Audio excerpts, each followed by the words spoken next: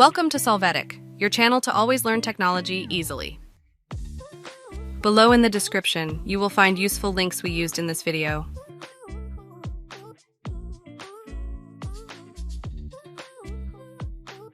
Today in Solvetic, we will see how to make Excel cells same size. To start, we are going to open our Excel file.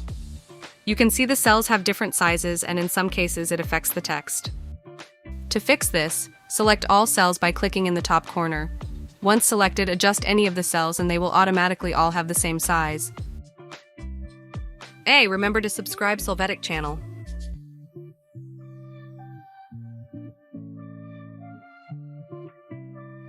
We hope it has been helpful for you.